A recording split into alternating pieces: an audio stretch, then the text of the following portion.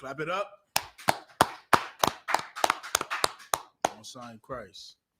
Today we're gonna close the Feast of Purim, and Most High in Christ for commending General Johanna yesterday. Clap it up again for commending General Johanna's class yesterday. I was a heavy class yesterday. We're gonna talk about our sister tonight, right? Esther. Now, I got a quick question because a lot of our sisters, they like to big up Esther in the Bible. They like to refer to her because she was a queen. Now, is it our custom, to have queen in our nation? Is it our custom? Kwame, is it our custom to have queen in our nation? Why not? Better one. How did Esther become queen then? Anybody know how Esther got sis? Pass the sister the mic, Baba Kashan. How did Esther become the queen? Because it's not in our custom to have queen in our nation. So how did a sister from our nation become a queen? Probably knowing the way that she was acting and stuff. You think she was acting in such a angelic way, and then the Most High say, you know what, we're gonna make her queen. Probably keeping her position as a. All right, we're gonna talk about it. Give me Esther 1:1. All right, we're gonna give you the whole rundown how this feast came about and how Esther became queen in the first place, being that it's not a custom of the Israelites to have a woman as a queen. Read Esther 1:1, Baba Kishar.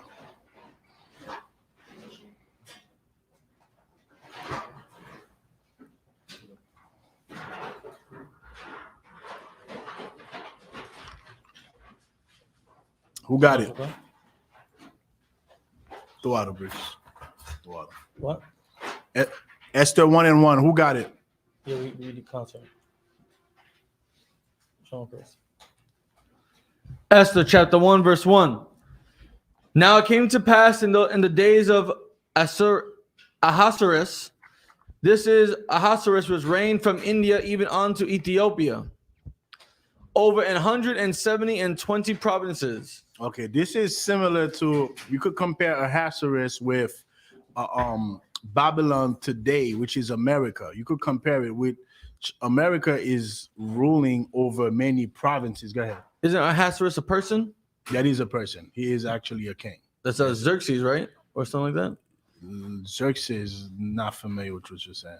Okay, constant. Yeah, go ahead. So, right, like as I was saying, as America reigned over many provinces, America is the United States of America, yet America controls Puerto Rico. America controls Haiti. Well, this king, he didn't only control his immediate region, he ruled over from where? From India even on to Ethiopia. From India to Ethiopia. Keep going. You're going to go all the way to 5. That in those days the king Ahasuerus sat on the throne of his kingdom, which was in Shushan, the palace. Keep going.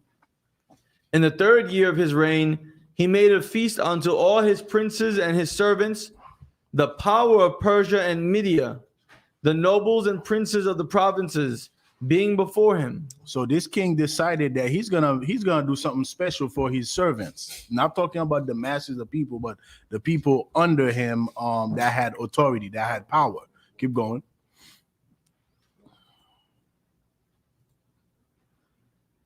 When he showed the riches of his glorious kingdom and the honor of his excellent majesty many days, even 180 days. So he was stunting. He was showing how powerful that he is, like America loves to do today, showing how powerful that they are. Keep going.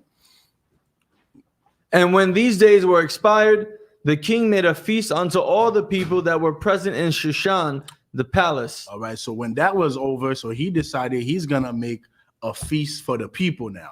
You didn't have to be immediately under his power. You didn't have to be a prince. He made it for the people. Keep going.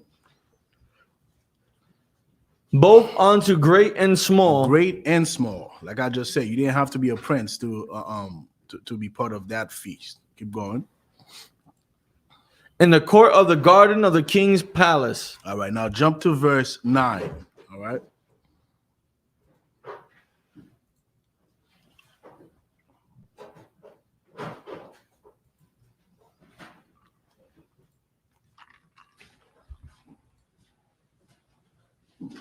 Let's go. Let's go. Let's get it. Esther chapter 1, verse 9. Also Vashti, the queen, made a feast for the women in the royal house, which belonged to King Ahasuerus. All right. So now Vashti, who was the king's wife, she decided she's gonna have an all-girls party. That's what she decided. While the king had his feast for the people, Vashti said, "You know what? I'm gonna have an independent woman party. I'm gonna have an all-girls party," which is what she did. Keep going. On the seventh day, when the heart of the king was merry with wine, he commanded Mehuman, Biztha, Harbona, Bigtha, and Abagtha, Zether, and Carcass, the 7 chamberlains that served in the presence of Ahasuerus, the king. All right. So now the king is about to ask for his woman, who was having an all-women party. Jump to verse 13.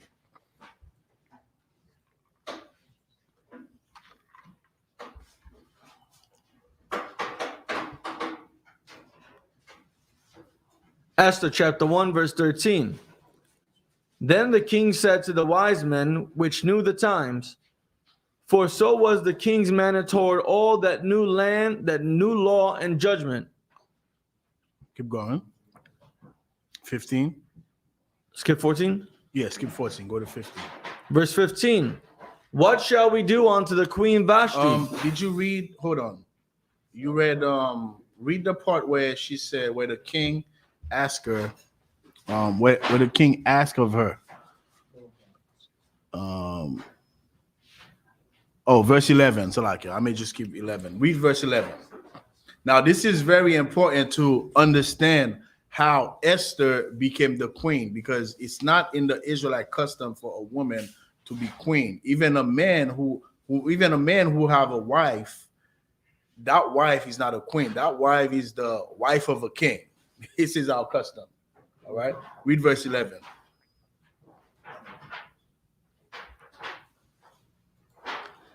Esther chapter 1, verse 11.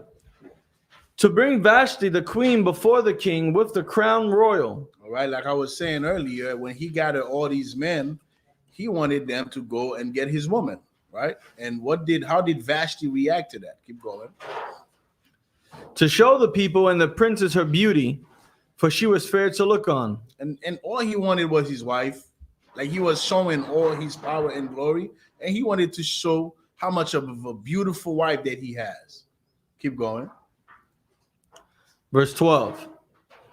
But the queen Vashti refused to come at the king's commandment by his chamberlains. But the queen said, hell no, I'm not going. I ain't going. I'm independent. That's what Vashti said. All right. This is very important to understand, sisters, because this is how our sister Esther is going to take that position, which we're going to get into. But Vashti said, hell no, I'm independent. I ain't going to the king. I don't have to listen to the king. Keep going. Therefore was the king very wroth, and his anger burned in him. You imagine you the king and you call for your woman, and your woman say, nah, she's not coming because she's having an all-girl party. This is why in verse 13, with Officer Ashar already read, we're going to jump to verse 15. The king had to set his wise men down to figure out, okay, how are we going to deal with this? You know what I'm saying? How are we going to deal with this woman who's supposed to be submissive to me, and she's not listening to my words? I commanded her to come so I could stunt and show people how much of a beautiful wife I have, and she's not responding. Now read verse 15. Verse 15. What shall we do unto the queen Vashti according to law? Because she have not performed the commandment of the king Ahasuerus by the chamberlains. Like I just said, read 16. And Memucan and Memucan answered before the king and the princes, Vashti the queen had not done wrong to the king only, but also to all the princes and to all the. All right, right there. Now one of the king's servants said, King, she ain't only done wrong to you, but all your princes, she disrespect all your princes. She disrespect everybody. That's what Vashti was, because she was such a independent woman and she had such a masculine spirit that she was disrespecting everybody because she felt like she had the power, being that she was queen. Keep going. But also to all the princes and to all the people that are in all the provinces of King Ahasuerus. Keep going. For this deed of the queen shall come abroad unto all women, so that they shall despise their husbands in their eyes. So they weren't going to have it, because if they allow this to happen, it was going to spread among all the 127 provinces that this king is ruling over. Keep going.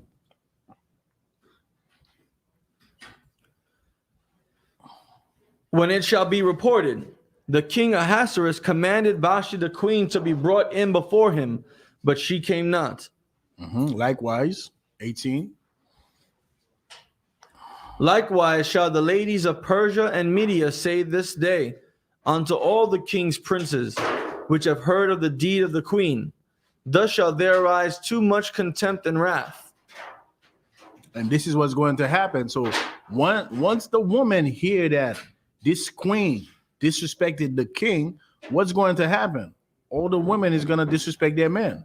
They're not going to give a damn that you're the man of the house, because a queen disrespected the most powerful man over 127 regions. So who the hell are you? So all the women is going to disrespect their men. Keep going.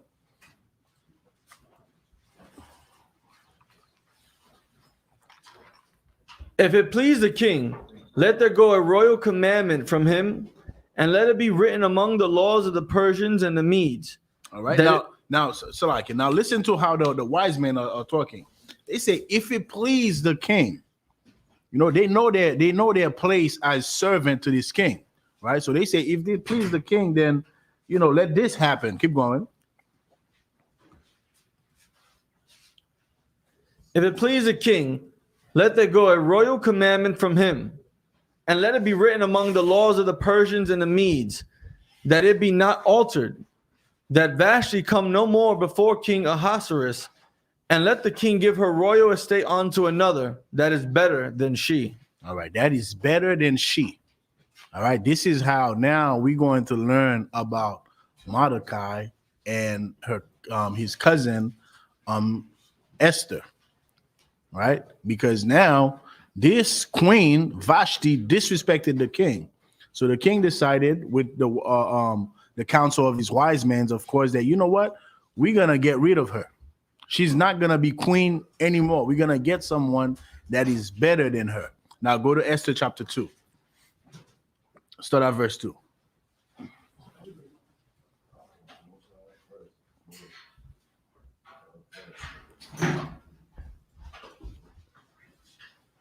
Esther chapter 2, verse 2. Then said the king's servants that ministered unto him, let there be fair young virgins sought for the king.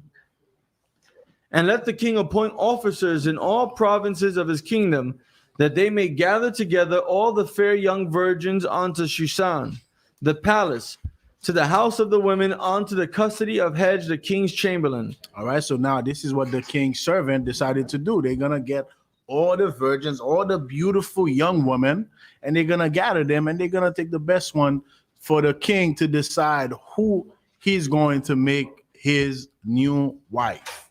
Because Vashti is out of the picture at this point for her masculine spirit, for disrespecting the king, for disrespecting the man that was over her. Keep going. That was 4? That we're still in the middle of 3. Go to 4. Read 4. Verse 4. And let the maiden which pleaseth the king be queen instead of Vashti. And the thing pleased the king, and he did so. And the king thought, yeah, that's a good idea. You go all around. I have a lot of provinces. There's a lot of beautiful women. Do that. Make sure you do it. Now jump to verse 16.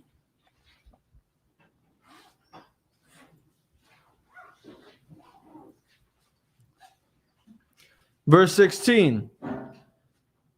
So Esther was taken on to King Ahasuerus into his house. Salakia, we skip Mordecai. Read verse 5. Salakia. Verse 5. Now in Shushan, the palace, there was a certain Jew whose name was Mordecai, the son of Jair, the son of Shimei. Jar. Who was Jar? Jar was Esther's father. So now he's gonna give you the family relationship between Jar, Esther's father, Esther, and Mordecai. Keep going. The son of Jar. The son of Shimei. The son of Kish, a Benjamite. A Benjamite. He was a Benjamite. Today, which are the so-called Jamaicans or the so-called Trinidadians. Verse 6. Who had been carried away from Jerusalem with the captivity, which had been carried away with Jeconiah, king of Judah, whom Nebuchadnezzar, the king of Babylon, had carried away. All right, now he's telling you how the Benjamite ended under the captivity of this king. Keep going, 7. And he brought up Hadassah, that is Esther, his uncle's daughter, for she had neither father nor mother, and the maid was fair and beautiful. All right, because Esther's father, Shalom, warrior, Esther's father and mother had passed away. So what did Mordecai do? Mordecai took Esther as his daughter. He raised her up. Keep going. Whom Mordecai, when her father and mother were dead, took for his own daughter. Like I just said. Now read verse 8. So it came to pass, when the king's commandment and his decree was heard, and when many maidens were gathered together unto Shushan, the palace, to the custody of Hegai, that Esther was brought also unto the king's house, to the custody of Hegai, keeper of the women. Most High in Christ. So now remember, sister, I had asked you, how did Esther became? I had asked, how did Esther became the queen? You stated because of the way she behaved. Now it was because Vashti was behaving like the modern day independent women of today, and the king. Say that again. A bitch. Exactly. I was trying to be professional, but she was definitely behaving like a dog, right? So the king was not gonna have that because that was gonna spread throughout all the 127 provinces that this king is ruling. And this is what happened to us today. And our oppressors knows this. This is why our oppressor put the woman in a position where she can disrespect the man. Right. And this is very important to realize, because when you do realize that, you will take your place as a woman, and you could do miracles for your nation just by behaving like you should behave. Now let's jump to Esther, verse 16, 2 and 16. Sure. Verse 16, right? Come on. So Esther was taken unto King Ahasuerus into his house royal in the 10th month. So now remember, there were many virgins, many young women that were brought to this king. But for some reason, let's find out. Keep going. Which is the month of Tebeth in the 7th year of his reign. And the king loved Esther above all women. Okay, above all the women, the king loved Esther. He had, can you imagine 127 provinces? How many women were brought to that king? Can you picture how many women were brought to that king? And he chose Esther. He was like, man, this women right here, that's who he chose. Keep going. And the king loved Esther above all the women, and she obtained grace and favor in his sight more than all the virgins. Above all the virgins, this is who the king fell in love with. Keep going.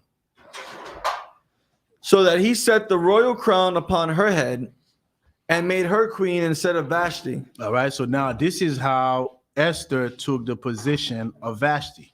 This is how. Because the king, above all the women that were brought to the king to replace Vashti because of her behavior, because of her masculine spirit, the king chose her. You in what, verse 18? That is verse 17. All right, keep going. Verse 18. Then the king made great feast unto all his princes and his servants, even Esther's feast. And he made a release to the provinces and gave gifts according to the state of the king. No sign of Christ. Now, he just showing it off, showing her off how much of a beautiful woman that he has, like he was trying to do with his previous wife, Vashti. Now jump to verse 21.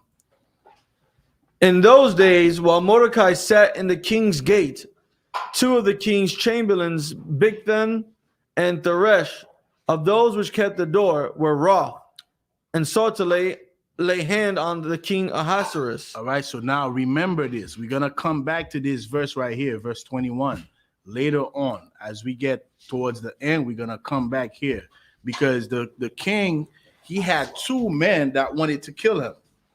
He had two chamberlains that wanted to assassinate him. And what happened? Keep going. And the thing was known to Mordecai. Mordecai knew about it because he heard it. Keep going. Who told it unto Esther, the queen. Mordecai told the king's wife, which is his cousin, Esther. Keep going. Is a cousin or his niece? What would that be? Because his father, Esther's father was Mordecai's uncle. So what would that make her? Esther's father was Mordecai's uncle. The uncle. So Mordecai was the nephew to Esther's father. Yeah. So that makes them cousin, right? Yes. Yeah. Cousin. Yeah. I had to think about that. Yeah, keep going.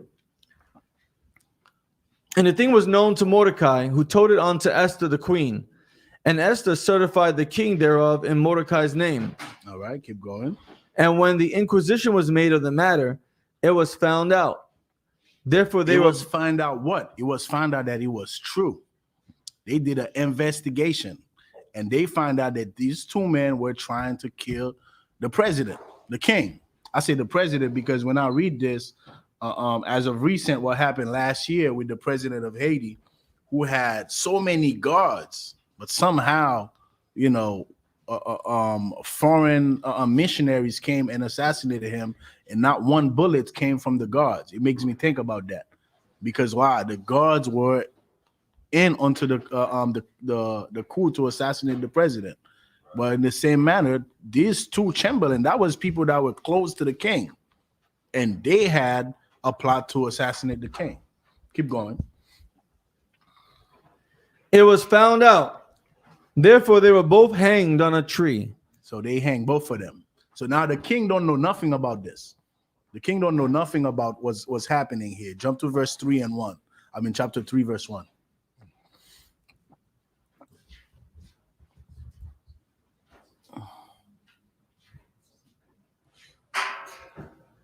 Esther chapter 3, verse 1.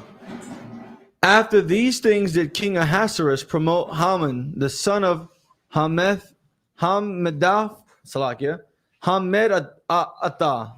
the Agagite, and advanced him. And this is very important.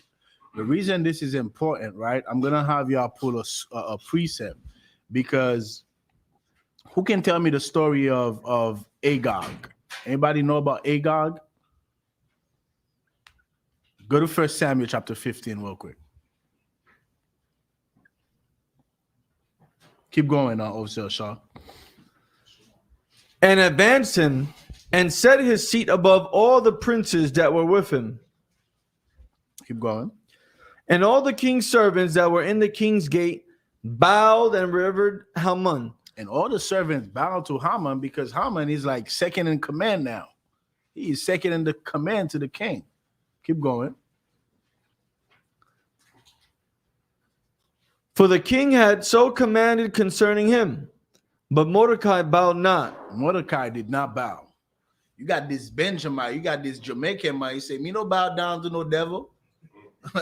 Right?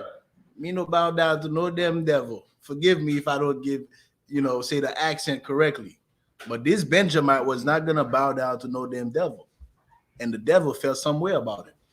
Keep going, and we're gonna read that precept. Keep going. Nor did him reverence. He ain't give him no reverence. He did like you're not special.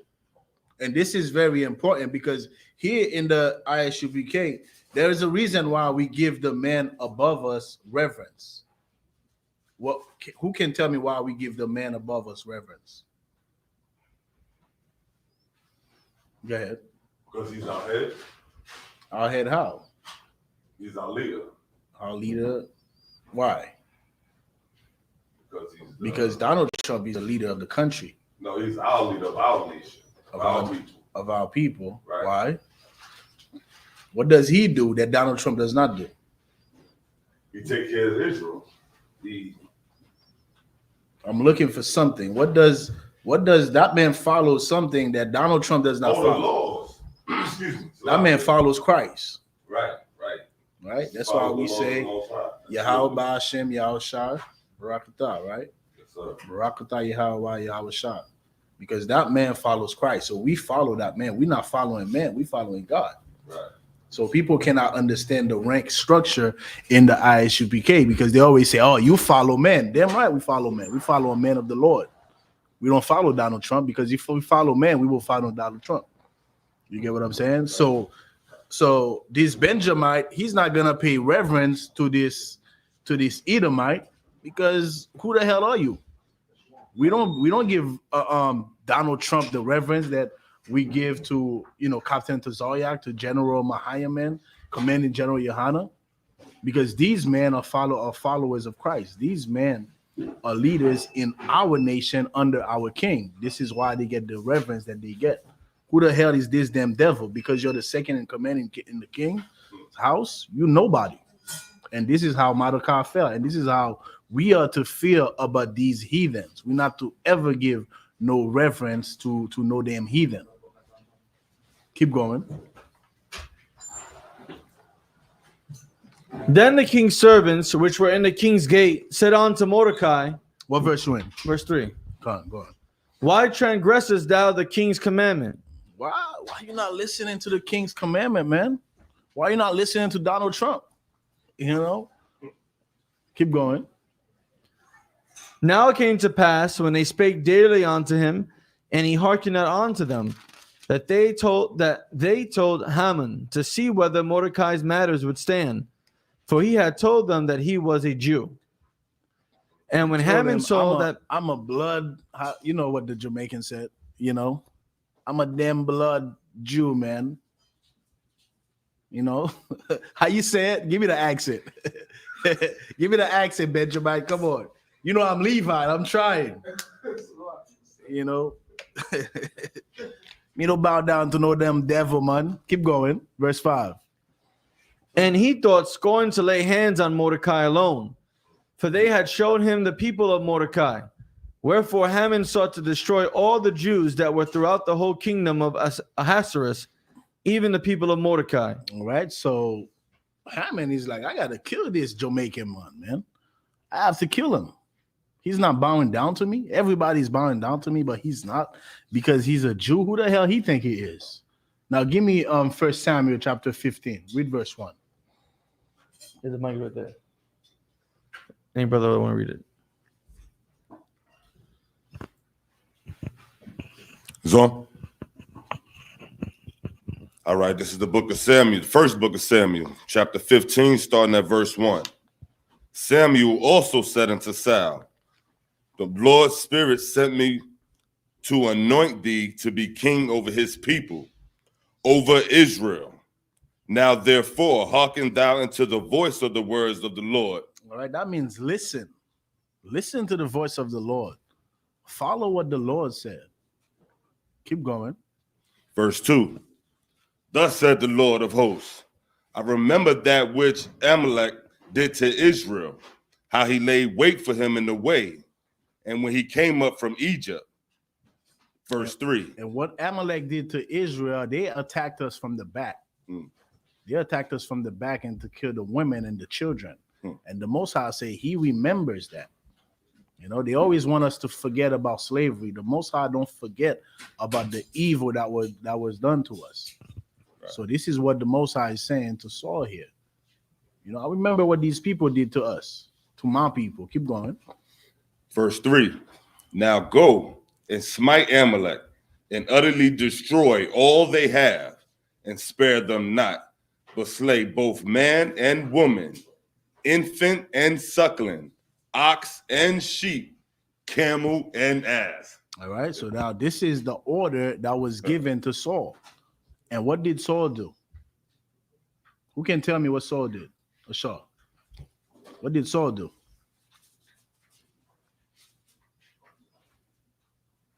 Ashar. What did Saul do? Did he follow that order? Counselor, I'm not following. I'm some Esther. We were reading about 1 Samuel. What did Saul do when he was given the order to smite Amalek? Anybody? He didn't go through with the order. He killed everything, but he saved the best sheep, and he didn't kill Agag. And who he's Haman? This Haman here that wanted to put hand on Mordecai. That's a descendant of Hagar. And this is why it's important to follow order. We follow every order here. There's no such thing as you're given an order and you say, you know, this is how I'm going to follow the order. You're given an order, con out of one con. You follow that order. Because Saul did not follow that order. He preserved the best sheep and he saved the king. He saved the king's life. He didn't kill Agag. When you read further on in this chapter, you find out he didn't even kill Agag. All right. Now keep going where you was at, Ashar. Yes, sir.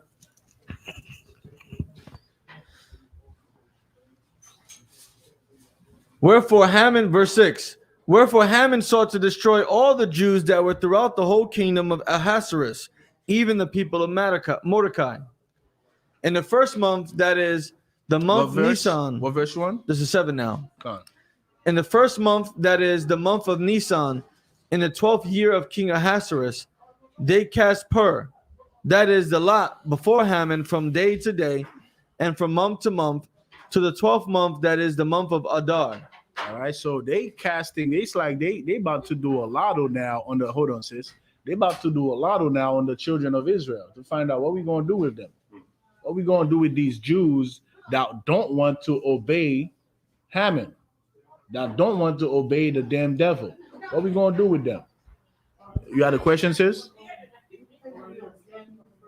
No, that was a precept. That was 1 Samuel. We was in 1 Samuel chapter 15. We wanted to show. Matter of fact, you still got that precept? That was 1 Samuel chapter 15, verse. We finished with verse 3. Read verse 15. Read verse 15 so we could show. Chapter 15, verse 15. That was 15 and 3 you read? No, I read 15 and verse 3. Yes. All right, read 15 and 15. All right, this is the book of Samuel, 1 Samuel, chapter 15 and verse 15.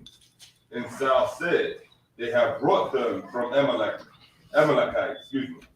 for the people spared the best of the sheep and of the oxen to sacrifice unto the Lord thy God. This is what they did. The Most High say kill everything, but Saul did not. He spared the best sheep, right? Keep going. And the rest we have utterly destroyed. All right, where does it say save Agag? Is it verse 21? Go down further. Verse 21. But the people took of the spoil, sheep and oxen, the chief of the things which we have been utterly destroyed, no sir, to sacrifice them to the Lord thy God in Gilgal. So, I believe verse 16. Read 16. Verse 16. Then Samuel said unto Saul, stay, and I will tell thee what the Lord hath said to me this night. And he said unto him, say on. And Samuel said, when thou wast little in thy own sight, wast thou not made the head of the tribes of Israel? And the Lord anointed thee king over Israel? Right. Read 19. Verse 19. Wherefore then didst thou not obey the voice of the Lord? This is what Saul did not do. He did not say con out of one con. or he's Khan I don't want Khan, he did not mean it. He said, Khan I don't want Khan, I'm gonna kill everybody. And he did not kill everybody. You can't observe an order 99%. You can't kill everybody and leave one person alive, because that one person now he's gonna have a grandson that's gonna want to kill the entire nation. That we call Haman and we find out about him in the book of Esther later on. Because you felt like that order needed to be followed 75%. I'm gonna follow the order, but I'm gonna do 85% of the order. Keep going. But didst fly upon the spoil, and didst evil in the sight of the Lord. And Saul said unto Samuel, Yea, I have obeyed the voice of the Lord, and have gone the way which the Lord sent me, and have brought Agag, the king of Amalek. Stop right there. Now, this is the hate, because when you talk about Haman, it says the Agagite, right? Now, Saul is saying, I follow the order. I just brought Agag with me. And the Most High says, destroy everybody.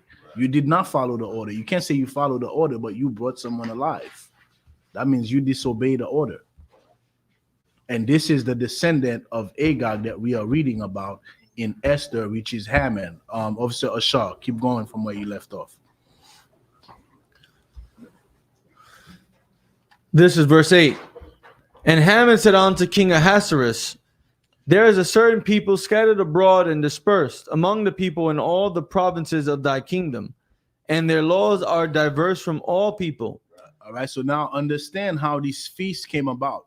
These feasts came about a black man by the name of Mordecai, who was a Benjamite, a so-called Jamaican or Trinidad today, who refused to bow down to a damn devil. And that devil felt the need to go to his master because he was second in command. And this is what he said to his master: because of his ego, because an oppressor cannot stand the fact that a black man do not want to bow down to him. This is why in the ISUPK we are feared. We're not feared because we are walking around killing people. They put us in the what they call us, a hate group, right? They call us a hate group, but we're not out here killing nobody. We out here saving lives. We out here getting our people off of drugs. But because we're not bowing down to the oppressors, Valentine's Day that people was bowing down yesterday to, because we're not bowing down to the oppressor, then the oppressor have an ego against us. That now we are the most evil, disgusting people on the face of the planet because we don't want to bow down to the oppressor. Well, this is how this devil felt about Haman. How the hell everybody's bowing down to me, and you, a so-called Jew, well, not a so-called Jew, a Jew, a Benjamite, you refuse to bow down to me? I got a solution for it. Go ahead, Ashar. So like, in 5 minutes, the food will be ready. All right. Most High in Christ. Clap it up for the sisters who cook the food. You know what I'm saying? Most High in Christ. Keep going up, Officer Ashar. Verse 8. And Haman said unto King Ahasuerus, There is a certain people scattered abroad and dispersed among the people in all the provinces of thy kingdom, and their laws are diverse from all people, neither keep they the king's laws. Therefore, he's like, these people are different from everybody else, and they're not even following you. They're not following you because Haman felt some type of way. His ego, got to him because these Benjamites refused to bow down to him. So he went to the king, to find a solution to deal with this Benjamite brother, who was no cowards. Keep going. Therefore, it is not for the king's profit to suffer them. If it please the king, let it be written that they may be destroyed. And I will pay 10,000 talents of silver to the hands of those that have charge of the business. So not only is he playing with the king's mind by telling him, man, you should not let these people disrespect you like that. Don't suffer these people. They're not bowing down. They're not following your laws. Not only we're going to destroy them, but I'm going to get how much money? He said 10,000 talents of silver. 10,000 talents of silver. I'm gonna get to the treasury for destroying these people, because he was upset that a Benjamite did not want to bow down to him. Keep going. To bring it to the king's treasuries. Verse 10. And the king took his ring from his hand and gave it unto Haman, the son of Hammedatha, the Agagite, the Jews' enemy. The Jews' enemy. These people were our enemy from the wilderness when they came and attacked us from the back, killing our women and our children. Keep going. Verse 11. And the king said unto Haman, the silver is given to thee, the people also, to do with them as it seemeth good to thee. So the king is like, oh, word, this is what these people wanna, like, these people are not gonna listen to me. All right.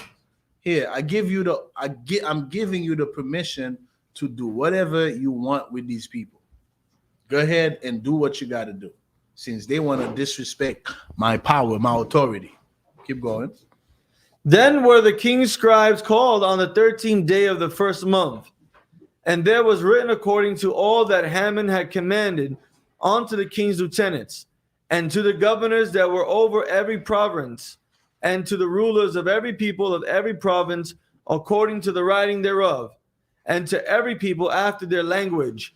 In the name of King Ahasuerus was it written and sealed with the king's ring. All right, now this is important, right? When you reading scriptures, right? When you reading scriptures, it's important to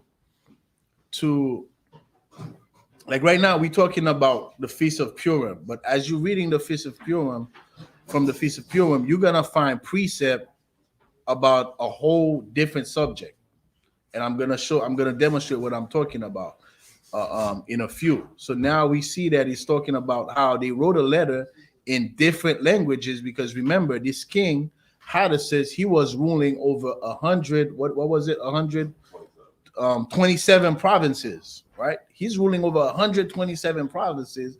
All these provinces don't speak the language of Persian. You get what I'm saying? Those are people that he conquered. The same way that the Puerto Rican didn't speak English, but the United States right now, they ruling over Puerto Rico, right? So it's the same way. So all these provinces, people spoke different languages, right? So now I'm gonna ask y'all what precept we could add that to. Keep going. Verse 13. And the letters were sent by post into all the king's provinces to destroy, to kill, and to cause to perish all Jews, both young and old, little children and women, in one day. All right. So now this letter was written in different languages, over 127 provinces, to kill all the Jews. Who can tell me what precept we can use that for? Go ahead. Psalms 83. What do you mean? Where it says they conspired together in one consent. Okay, but there's the nation conspiring together against us. But we're talking about that letter is written, right, over all for the 127 provinces in different languages. Correct. To kill all the Jews. Correct. Right? So what precept? That's not it. What is this telling us here? 127 provinces. That there's different nations, different people, all receiving the same letter to agree to come together, one consent to kill the Jews. Okay, I see where you're going, but this is not it. This is not what I'm looking for. Keep going. What's the next? Even what upon precept? Go ahead. You had your hand on. Oh, nah. Mike. Slakia. It's on just all the way up. Slakia. I was thinking about First Maccabees, the first chapter. When he sent out the decree. Okay. What does that says about the Jews? Yeah. Slakia said that we were scattered under all these provinces. So now what precept? I would say Deuteronomy. I'll give it to you. Gentiles. It's a perfect Gentiles precept. Why is it a Gentiles precept? Because we spoke different languages. When you read Amos 9:9, he says what? This is what the Christian loves to pull. That the Most High is gonna gather all of us from different nations. Everybody is gonna be united in this melting pot. The different nation he's talking about is not the Chinese, the Indian, the Japanese. He's talking about the Israelites who are scattered abroad all nations. Go ahead. I see where you're going with this. This is what I wanted to show, because these letters is written in different languages, but it's written about a specific people. So that means that the Jews are scattered in all these nations. The Jews are not just where the what's the king's name? Ahasuerus is, but the Jews are across all 127 provinces. Go ahead. From India all the way to Ethiopia. All the way to Ethiopia. I mean, the Jews are all over. So they got to write letters in different languages to attack these specific people. If you're in India, we're not gonna attack the people of India, but we're gonna attack the Jews of India. We're gonna attack the Jews in Ethiopia. You get what I'm saying? Keep going. Even Go ahead. So the precept that you were speaking about was Amos 9:9. Amos 9:9 is a precept. But what I was saying, when we say what precept, the precept goes by titles, right? So we got a give me one, Officer Shaw. the curses. All right, we got the curses, Deuteronomy 28. Laws We not done have away with. The law is not done away with. We Christ have the came Most for. High is a racist. Yes. Right. We have Who Christ came for. who Christ came for. Right? Women. When you get your officer's test, you will understand. You know what I'm saying? You got the precept goes by subject. So there's a subject for, like, if you listen to Cross the Line, you'll know what I'm talking about, because in Cross the Line, that's all we do. We battle these different subjects, right? Another precept that Captain Tozoya I've been debating lately, Mary was not born, The lineage of Mary, right? right, the lineage of Mary, and she was not born from a miracle, pregnancy. She had sex with a man. So that would be a precept. That would be the subject of the precept. You meant Christ wasn't born immaculate. His mother Mary had sex with Joseph. Right. You said Mary, that's why. No, she wasn't pregnant with a miraculous pregnancy. Con. Yes. Right. Keep going. Continuing verse 13. Even upon the 13th day of the 12th month, which is the month of Adar, and to take the spoil of them for a prey. Verse 14. No, jump to chapter 4, verse 1. So now this is when the Hamed is setting up the stage to eradicate the nation of Israel, because he felt some type of way that this Negro, this Benjamite, this Jamaican is not bowing down to me. Now we're gonna kill all of them. I'm not just gonna kill him. I'm gonna kill all his people, because these people think they're special, and we are special. And our oppressor have a problem with that. Read chapter 4, verse 1. Go ahead. You have Verse 1, something to say? right? Come on. Yes, sir. Esther chapter 4, verse 1. When Mordecai perceived all that was done, Mordecai rent his clothes and put on sackcloth with ashes, and went out onto the midst of the city and cried with a loud and a bitter cry. All right. So now, Commanding General Yohana went over this yesterday, because now when you find out that your people is going to be destroyed, Mordecai, he find out he could have, flee. Could have say, man, the hell with everybody. I'm going to save myself and my immediate family. He could have done that, but he mourned, because this is the spirit of brotherhood, and this is the spirit that every black man and woman should have when you see your people being destroyed. And in this case, it was a plan for us to be destroyed. It didn't even happen yet, but he was in mourning for his people because of the brotherhood that he had. And this is what we need to have for our people. And with that brotherhood, man, we could move mountains with that brotherhood, man, and which we're about to see. Keep going.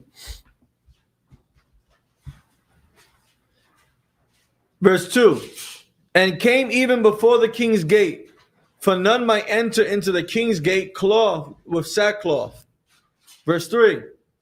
And in every province, whithersoever the king's commandment and his decree came, there was a great mourning among the Jews, and fasting and weeping and wailing, and many lay in sackcloth and ashes. All right, that was our custom to put sackcloth on because in the time of destruction and nothing funny. It's not the time to stunt. This is a time of mourning. This is a time for us to recognize that we are in a state of emergency. So ain't no monkeying around, ain't no joking around. So it was our custom in this time to put sackcloth on. Jump to verse 4. Verse 4. So Esther's maids and her chamberlains came and told it her. Then was the queen exceedingly grieved, and she sent raiment to clothe Mordecai and to take away his sackcloth from him. And the queen was like, you know what? Send Mordecai some Gucci. We saw what happened to Jim Jones, 2 weeks ago, right? At Gucci. And guess what? He's still gonna go there. They've been disrespecting our people. This is not the first time. So Esther is like, man, he can come in here with that clothes on. Send him some Gucci. Send him some Louis Vuitton. What did Mordecai do? Keep going.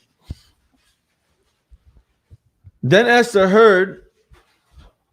No, end of verse 4. You didn't finish. End of verse 4. And she sent raiment to clothe Mordecai and to take away his sackcloth from him, but he received it not. Mordecai wasn't having it. It's not time to joke around. I don't need your Gucci. We're about to be destroyed as a people. I came here for business.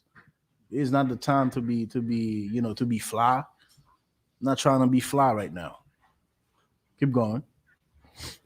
Verse 5.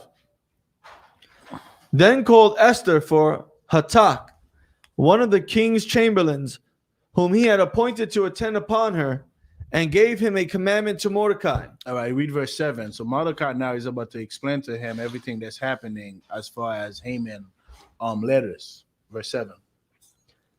And Mordecai told him of all that had happened unto him, and of the sum of the money that Haman had promised to pay to the king's treasuries for the Jews, to destroy them. Verse 8. Also he gave him the copy of the writing of the decree that was given at Shushan to destroy them, to show it on to Esther. All right, so now he's like, you're going to show this to my cousin. You're going to show this to Esther, because this is why I'm here. I'm not here because I need some clothes. I'm not here because I need some Gucci. I'm not here because I need to be fly. I'm here because my people is about to be destroyed, and I need to holler at Esther. All right, keep going.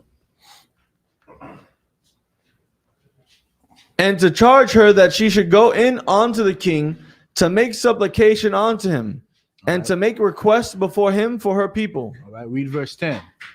So now he's about to give Esther an order, and Esther is going to be very instrumental in persuading the king. Let's get to it. Keep going. Read verse 10. Verse 10. Again Esther spake unto Hatak, and gave him commandment unto Mordecai. All the king's servants and the people of the king's provinces do know that whosoever, whether man or woman, shall come unto the king into the inner court, who is not called, there is one law of his to put him to death. All right, so it was a law in this nation. If the king don't call you and you go to the king, you're gonna be put to death. So when Esther received that order from Mordecai, to go to the king, so that the king could have favor for the Jews, Esther is like, man, if I go there, don't you know that everybody that goes there without the king calling, they gonna put them to death?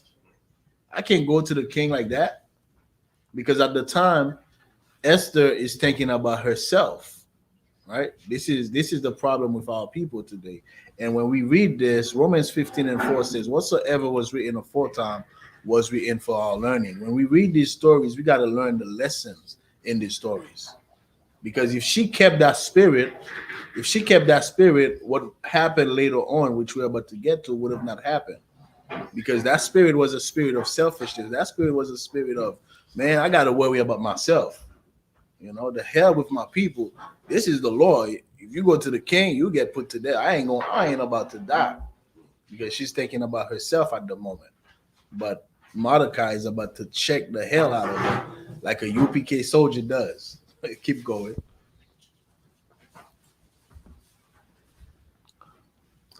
There is one law of his to put him to death, except such to whom the king shall hold out the Salakia, except such to whom the king shall hold out the golden scepter, that he may live. But I have not been called to come in unto the king these 30 days. All right. So now for a whole month, she's saying, man, for a whole month, I didn't even see the king. So I ain't trying to go over there. I ain't going to be put to death. Read verse 12. And they told to Mordecai Esther's words. All right. So now what did Mordecai say? What did he do? Read verse 13. Then Mordecai commanded to answer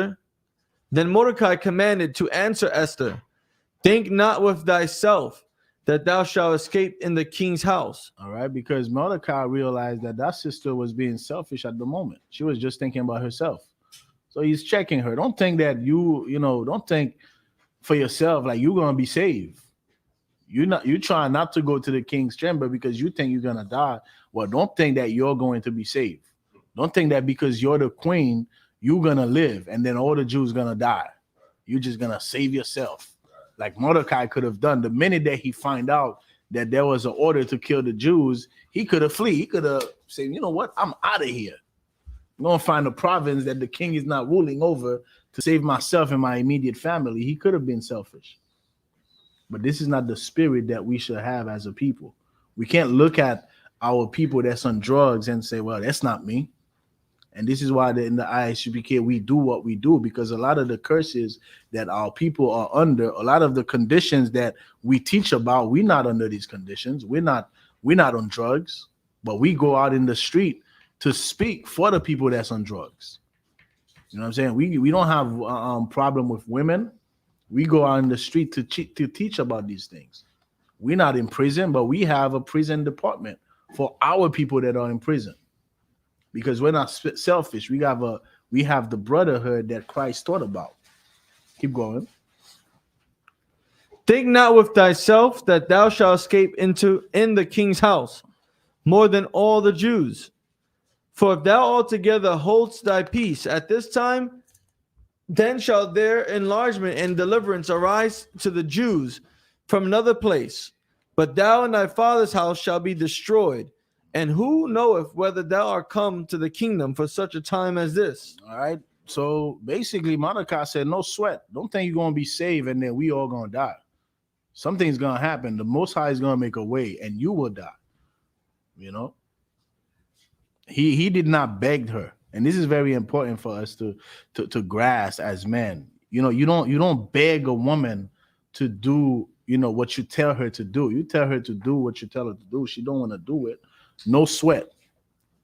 That no sweat goes a long way. And we about to learn about this today. Keep going. Read verse 15.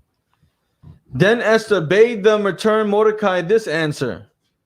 Go gather together all the Jews that are present in Shushan, and fast ye for me, and neither eat nor drink 3 days, night or day. I also and my maidens will fast likewise, and so will I go in unto the king, which is not according to the law. And if I perish, I perish. And that spirit of her was check. Go ahead. Food is finished. I am on sign Christ. Go on, the water. That spirit was checked. She checked her spirit real quick. She realized, you know what?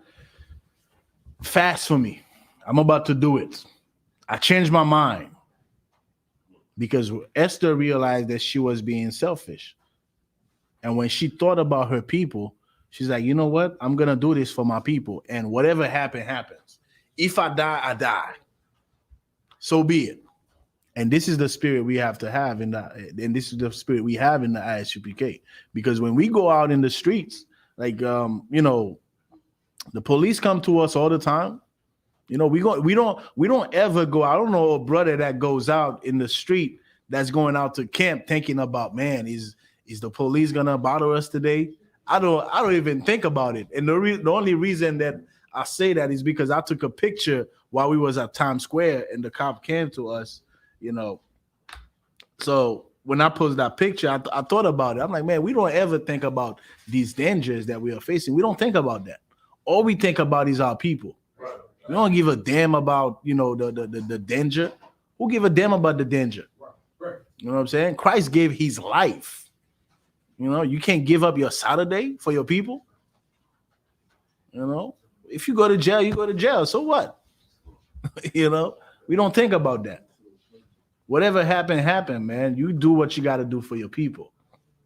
And that's the spirit that's going to get us out of this captivity. Keep going, Asha. Verse 17. So Mordecai went his way and did according to all that Esther had commanded him. All right, read 5 and 1. 5 and 1, sir? Come on. You got it. Esther, chapter 5, verse 1. Now it came to pass on the third day that Esther put on her royal apparel and stood in the inner court of the king's house, over against the king's house, and the king sat upon his royal throne in the royal house, over against the gate of the house. Esther put on that beautiful dress. He's about to do his her mission that her cousin commanded her to do. Now there's a precept in First Ezra chapter 3. Paratazar, look for it for me. First Ezra chapter 3. I forgot which verse. It's gonna talk about the wine, the king, and the women. First Ezra chapter 3, Baba Kashar. So now Esther put on this beautiful apparel because she's about to face death, literally, right? But she's gonna use her femininity for her nation, which is what our sisters today should do with their femininity, as opposed to just showing their nakedness to the entire world, right? Because our sisters today do not know what it is to be feminine. And you could learn from these lessons, because this sister, she didn't think about herself. She didn't say, you know what, let me save my life. She said, you know what, I'm going to risk my life for my people. Keep going, Asha. Verse 2. And it was so, when the king saw Esther the queen standing in the court, that she obtained favor in his sight, and the king held out to Esther the golden scepter. Now remember, this king, he haven't seen his wife in like 30 days. He's the king. He's controlling 127 provinces. But when he saw his wife, what you think happened? You think he was gonna say, she's here, I did not call her, go kill her. He was happy to see his wife. He was happy to see her. You ain't see her, you ain't had that meeting like 30 days. Keep going. So Esther drew near and touched the top of the scepter. Verse 3. Then said the king unto her, what wilt thou, Queen Esther, and what is thy request? It shall be given, it shall be even given thee to the half of the kingdom. And Esther answered, if it seem good unto the king, let the king and Haman come this day unto the banquet that I have prepared for him. Then so Esther is about to, like I said before, she's using her femininity. Now she's going to persuade the king so that the Jews do not get destroyed, as Haman had already sent out letters to 127 provinces, and they already had an appointed date when this massacre is going to happen. They were going to eradicate the nation of Israel. That was the plan. All right, jump to, you got it? About eating and drinking, first, Read what you got. Mike.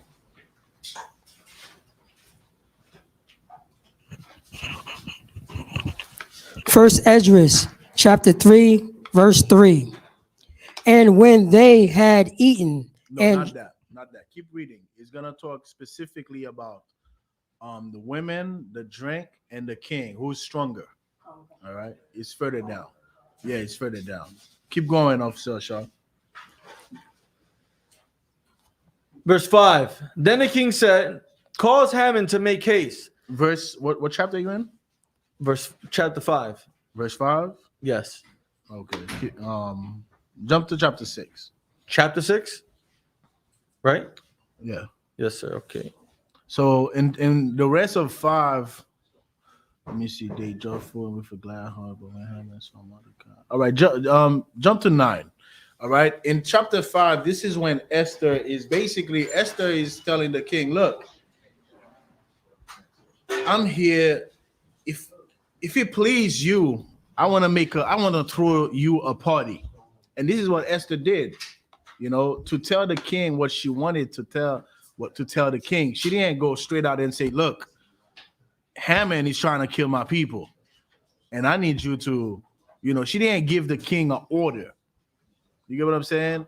And this is what our sisters need to learn. You don't give a man an order. There's a way you speak to a man, and you can find favor, with that man.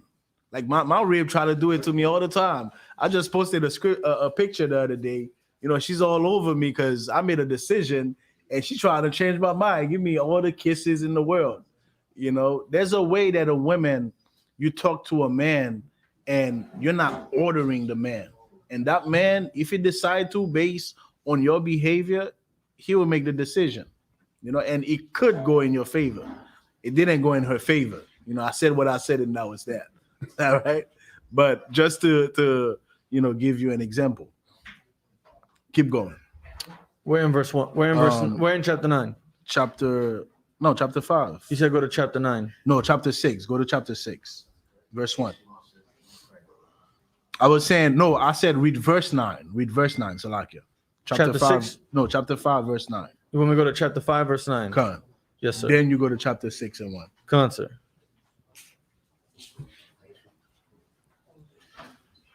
Esther chapter 5, verse 9. Then when Haman forth that day joyful and with a glad heart. But when Haman saw Mordecai in the king's gate, that he stood not up, nor moved for him, he was full of indignation against Mordecai. All right. Now remember this.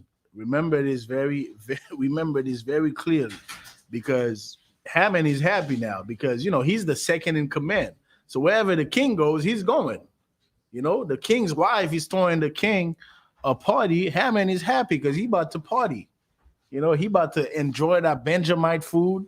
He about to enjoy some oxtail. He about to enjoy himself. But then he saw this Benjamite that he hates. He saw Mordecai.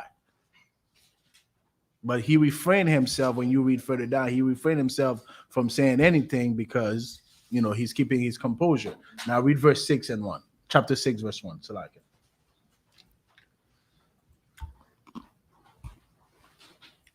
All right. Understand this history so you know what it is that we are when we have this feast, where that comes from. All right. Understand the spirit behind the brother that started it all. Because if it wasn't for these brothers' rebellious spirit, Shalom Adonai Yoshua, if it wasn't for this brother being no cowards, we would not have this feast today. And if it wasn't for the sister that did not internalize that spirit of selfishness, this feast would not come about today. Read that, Officer Ashar. Esther chapter 6, verse 1. On that night could not the king sleep. The king couldn't sleep because the king is like, man, what's going on with my woman? She's throwing me a party. She's like, come to this party, do this. Like she already had, I think, through him 2 parties already. The king couldn't sleep because he's trying to figure out what's going on with Esther. Like Esther, first of all, she already came when she knows if you come to me without me calling for you, you could die. He's trying to figure out. He couldn't sleep. Keep going. And he commanded to bring the book of records of the Chronicles, that they were read before the king. So he can't sleep. So now, he's trying to read. When you can't sleep, you're trying to find something to do. Like, damn, I can't sleep. Let me find something to do. This is what the king was doing. So now he wanted the archives. Let me read the archives real quick, since I can't sleep. Keep going. And they were read before the king. And it was found written that Mordecai had told of Bigthana and Teresh, 2 of the king's chamberlains, the keepers of the door, who sought to lay hand on the king Ahasuerus. All right, so now remember, right? I told y'all to remember this earlier in, I believe, chapter 2. What was that? Chapter 2, verse 21? When Mordecai heard the two chamberlain that was trying to assassinate, that had planned to kill the king. So the king, this whole time, he didn't know nothing about it. He did not know that there were two men that was trying to kill him until that night when he couldn't sleep because he was trying to figure out what the hell was wrong with his woman.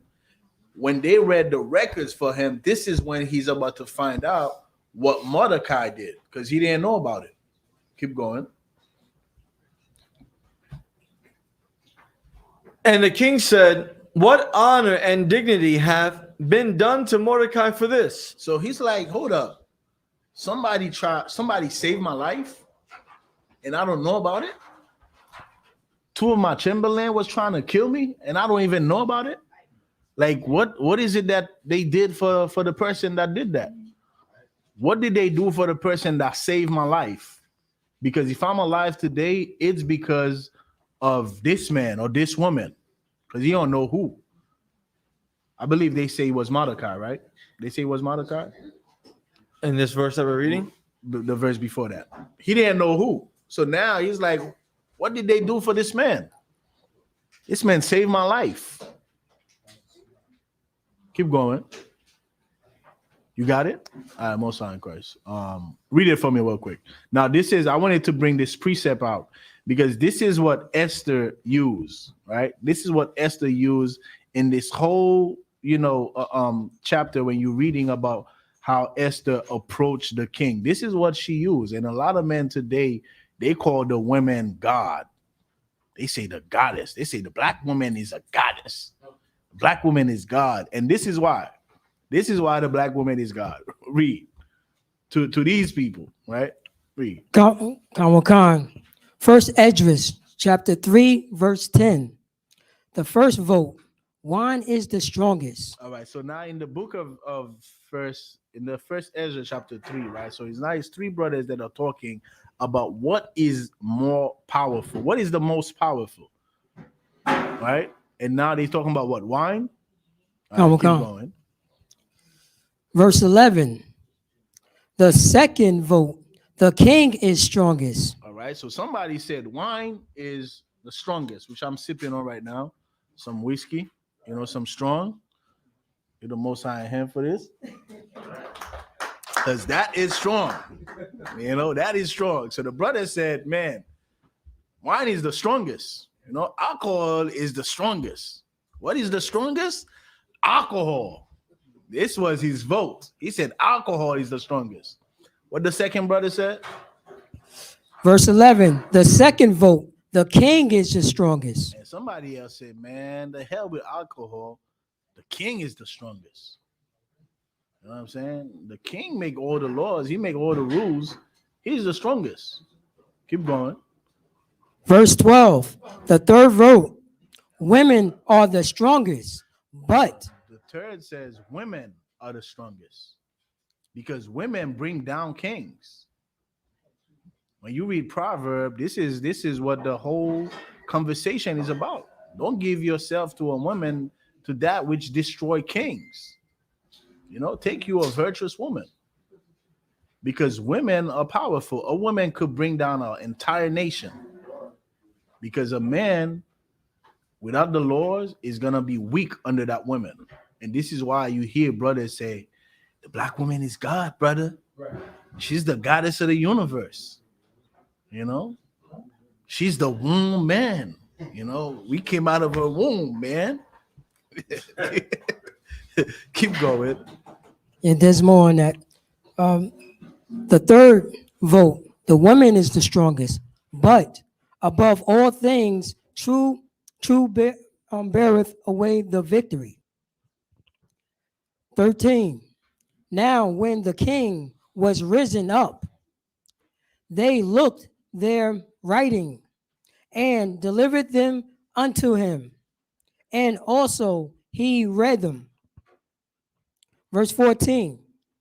And send forth he called all the prince of Persia and Medes, and the governors, and the captains, and the is it said is that Have the brother out, somebody will see the word. no, Lieutenant Salaki, God. and the chief officers.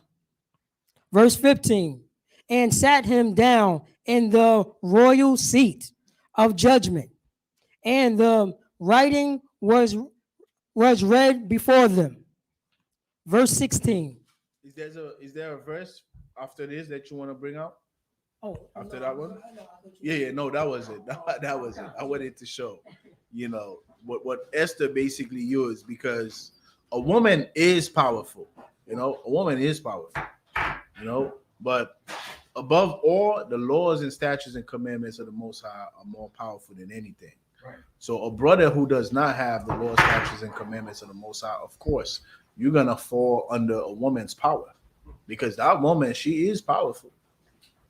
She's powerful. She bring down kings. You read that in Proverbs. Because a man's weakness is a woman. Not in the eye should be cave, because in the eye should be cave. We are all about the law, statutes, and commandments of the Most High. That's right. You know what I'm saying? Go back to Esther, Officer Shaw. And the king, verse 3, Esther chapter 6, verse 3. And the king said, what honor and dignity have been done to Mordecai for this? So what did they do for that brother? That brother saved my life. So what is it that they did for him? Did they give the brother some money? Did they pay the brother's bill? Like, what is it that they did for this brother that saved my life? And I didn't even know about it. Nobody told me about this. Keep going. Then said the king's servants that ministered unto him, there is nothing done for him. We didn't do nothing for him. We did nothing. I mean, he saved your life, and that's that. We just put it in the chronicles. We put it in the records. That's it. Keep going. Verse 4. And the king said, who is in the court?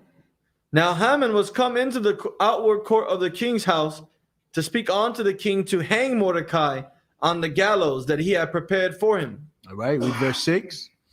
So now the king about to ask Haman some crucial question, because the king feels some type of way that somebody saved his life. And first of all, he didn't even know about it. Second of all, they didn't even do anything for that person. Can you picture somebody's trying to assassinate you and somebody save your life? Go ahead. And on top of that, he's finding out that it's the same person who Haman had letters sent to all the provinces to kill. He didn't know that yet, though. But he's about to. So, like, sir, if I'm not mistaken, he had to authorize the letters to be sent. He authorized the letter, but remember, Haman went there deceitfully. Haman did not go there and said, there's this guy, Mordecai. He went there and said, there's these people. He said, there's these people that their laws is different from everybody else, because he did not just want to kill Mordecai. That wasn't his plan. His plan was that, Mordecai, you acting up, I'm going to kill your entire race. So the king don't know this, because Haman went deceitfully to get that order. He went because he wanted to eradicate the entire race because of one man, because one man made him feel like the dog that he is. One man said, I'm not going to bow down to you. Who the hell are you? Because of that, he went deceitfully to the king and said, look, there's these people, man. I don't know, man. Everybody is following your orders, but these people over there, man, these people, they think they're above you. And when the king gave him a letter, he said, go ahead and do whatever you want to these people. It wasn't specifically for Mordecai. So the king is about to find out, but he does not know that yet. But that's a good point that you bring out, Oshadi, which is we're going to read further. Keep going. Verse 6. So Haman came in, and the king said unto him, what shall be done unto the man whom the king delighteth to honor? All right. So now the king is like, yo, Haman, what should I do to somebody that, I honor, somebody that I respect? What should I do to that person? So Ammon, which is second in command, in his head, keep going. We're going to find out what's going on in his head. Keep going. Now Haman thought in his heart, to whom would the king delight to do honor more than to myself? All right. So in his mind, when the Bible says heart, he's talking about your mind. So Ammon is like, the king is asking me, what should he do to somebody that he honors? I'm second in command. Who else does the king honor? It got to be me. So Ammon in his head, he's thinking like, damn, the king, the king trying to do something nice for me. And he doesn't know that he's asking that because of Mordecai's sake, because he just found out that Mordecai saved his life and he didn't even know about it. Keep going, Ashok. Verse 7. And Haman answered the king, for the man whom the king delighteth to honor, let the royal apparel be brought with which the king uses to wear, and the horse that the king rideth up, and the crown. And Salaga, stop right there. And that shows you that's the spirit of the oppressor, man. The oppressor wants to be you. He wants to take your place. You know what I'm saying? He like the scripture says, I believe in Ecclesiasticus chapter 12, right, verse 16. Like he just want to put you in a pit and be above you. That's the damn serpent. That's the devil. Even though he's second in command, he's second to the king, but he really wants to be the king. That's what he really wants. And he shows you that in what he's going to tell the king. He's telling the king, look, read that again, Asha. Where he talking about the robe, the king's robe. Let the royal apparel be brought which the king useth to wear, and the horse that the king rideth upon. So he wants to wear the apparel of the king. That's what he wants to wear. Because he wants to be king. In his mind, he really wants to be king. That's how the oppressor is. That is his spirit. All throughout the Bible. All throughout the Bible, he just want to murder and conquer and take over. He will be the Egyptians. He'll be the Polynesians. He's gonna be the Africans. He's gonna be the Europeans. He's gonna be everybody because he is a vagabond from the beginning. Keep going. And the crown royal which is set upon his head. He's gonna be the $5 Indians. He's gonna be everything. Keep going. And let this apparel and horse be delivered to the hand of one of the king's most noble princes, that they may array the man withal whom the king delighteth to honor, and bring him on horseback through the street of the city, and proclaim before him. So he's telling the king all that the king should do to this man, because in his mind, he's thinking that the man that the king is trying to honor is him. So he's telling the king, well, this is what you should do to me. But he's not saying to the king, this is what you should do to me. That person you're talking about, because the king didn't specify this. The king just said, what should I do to somebody that I honor? So he's like, man, somebody you honor, this is what you should do. Do all of these things. Because you honor that person, but in his mind, like I just said, he just want to be the king. He want to feel like the king. Keep going. That's why he want to ride on the king's horse, and he want to wear the king's apparel. Why in the hell you want to wear another man's apparel? How about you tell that man, you know what? You should have them, make that brother a nice apparel. But you want to wear the king's apparel. Well, you want to wear the king's underwear as well? Yeah, that's the spirit of an oppressor. You want what somebody else have. Keep going. And let this apparel and the horse be delivered to the hand of one of the king's most noble princes, that they may array the man with all whom the king delighteth to honor, and bring him on horseback through the streets of the city, and proclaim before him, thus shall it be done to the man whom the king delighteth to honor. Then the king said to Haman, make haste and take the apparel and the horse, as thou hast said, and do even so to Mordecai the Jew. Read that again. And do even so. No, take that back. What verse you in? 10. 10. Come on. Beginning of 10. The middle. And do so even so to Mordecai the Jew. All right. So now, now Haman is finding out who all of these things that he said to the king to do, because in his mind, it's for him. Now he's finding out that he's going to do that for the man that he's trying to kill. He probably almost had a stroke right there. You know, like, I got to do all of this that I just told you to Mordecai, this Negro, this Jamaican, this Trinidadian. Keep going. That sitteth at the king's gate, let nothing fail of all that thou hast spoken. All right. Everything that you said, the king's apparel, the king's horse, what else? Everything crown. else. What? The crown. The crown, everything that you said from A to Z. Do not skip a letter. Don't skip nothing. Make sure that all of these things are done to Mordecai. Haman had a fit. Haman wanted to explode. Keep going. Then took Haman the apparel and the horse, and arraigned Mordecai, and brought him on horseback through the street of the city, and proclaimed before him, thus shall it be done unto the man whom the king delighteth to honor. And Mordecai came again to the king's gate, but Haman hastened to his house mourning, and having his head covered. He's mourning. He's crying now.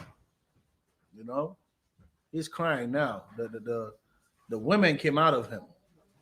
And I'm trying to be nice. The women came out of him. Read verse 13, and then jump to chapter 7. And Haman told Zeresh his wife and all his friends everything that had befallen him, and said his wise men and Zeresh his wife unto him. And he went crying, man. He went crying, man. I thought the king was about to, do something big for me, and then I gotta do it for this Negro over here, man. This Mordecai, this freaking Jamaican that I cannot stand. This is what happened to me today. Keep going. If Mordecai be of the seed of the Jews, before whom thou hast begun to fall, thou shalt not prevail against him, but shalt surely fall before him. So his people is telling him, man, it's a wrap for you. It's a wrap for you. And that the Jew, he found favor, from the king. You ain't gonna win. You're not gonna win. Read chapter 7, verse 1.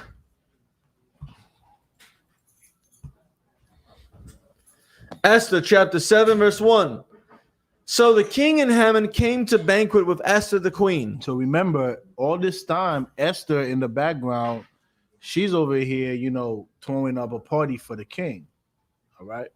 Remember that she used her femininity to go to the king and tell the king, look, if it please you, why don't you come to this?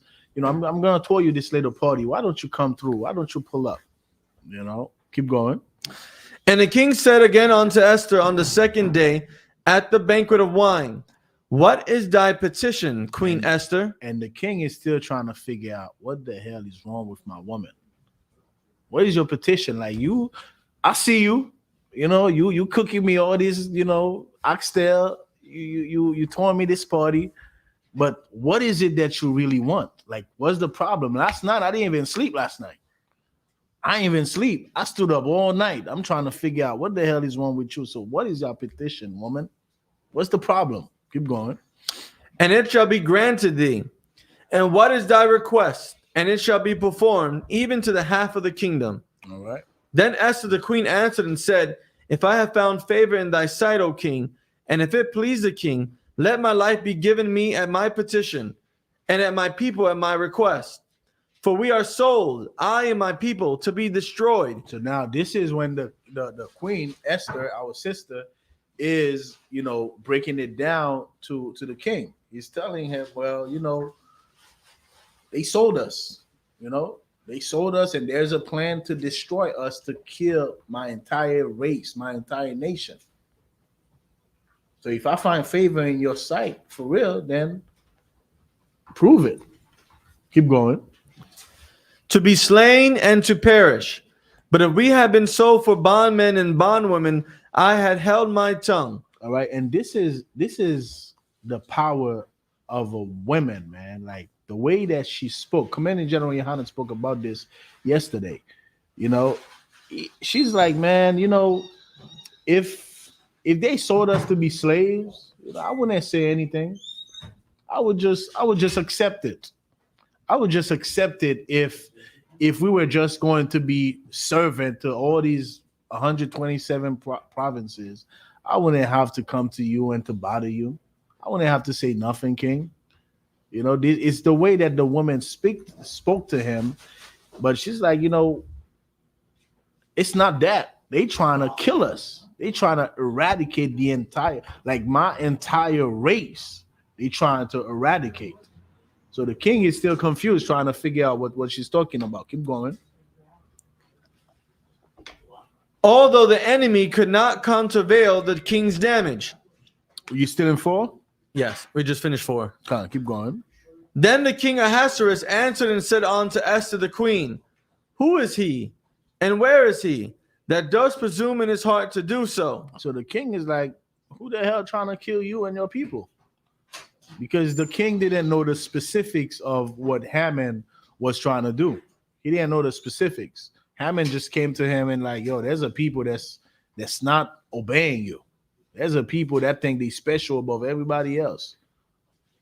And the king just like, well, take my ring, do whatever you want to that people. But he didn't know the specifics, and he didn't even know those people were related to his wife. But now he's about to find out, which is what you brought out earlier. This is where the king's about to find out the specifics. Keep going. And Esther said, the adversary and enemy is this wicked Haman. Then Haman was afraid before the king and the queen.